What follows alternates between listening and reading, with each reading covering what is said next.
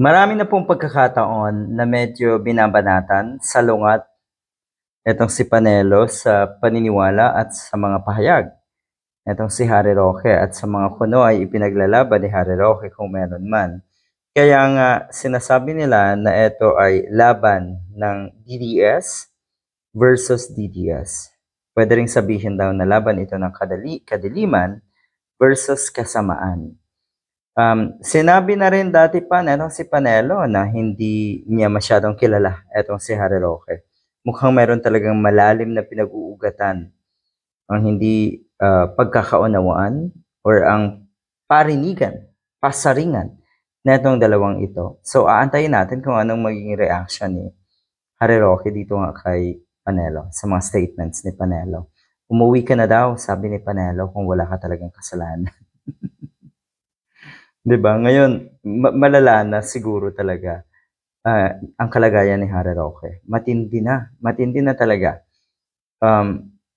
Talagang makikita natin na gulo na talaga ang hanap.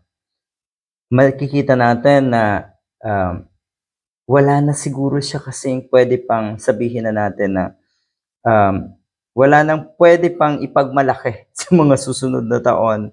Kaya eto, nag-all out na nakalabanin ang nasa Malacanang at ang ating gobyerno. Take note, ating gobyerno ang kinakalaban natin si Harry Roque, ang DOJ at marami pang iba. So yan po yung mga taong nakikita mo na wala na talagang lusot. Guilty kung ganun. Kasi kung talagang hindi ka guilty, kung alam mong may lusot ka pa, harapin mo ang mga paratang, ang mga akusasyon, harapin mo ang kaso mo. Yun naman yun eh. Itignan nyo, sabi ni Panelo dito, mukhang totoo yung mga kinasasangkutan ni Harry Roque. Totoo daw talaga. Totoo na etong si Harry Roque ay dapat kasuhan at dapat makulong. Mukhang yan ang sinasabi na etong si Panelo. Ang naging basis, galing na mismo sa mga nagdidemanda sa kanya, mga nag-file, ay yung mga contradictions niya noon ang naging basis ng demanda sa kanya. Contradictions. Di ba nga, yung mga dokumento na kanyang ipinagyabang na kuno ay kanyang isusumiti ay wala rin naman pala. Akala ni Neto si Harry Roque, kakayanin niya yung mga kongresista na nag-imbestiga nga tungkol sa Pogo. Akala niya talaga ay kaya niyang lusutan. Akala niya talaga ay sapat na yung kanyang kuno ay pagiging international lawyer para i-downplay, sabihin na natin, yung mga or yung kakayahan ng mga nasa Kongreso.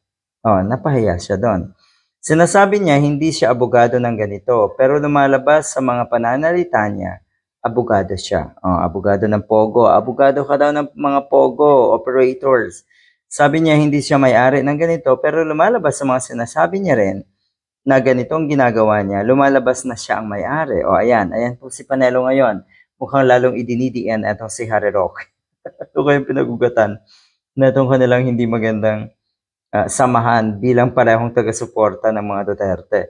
Good luck.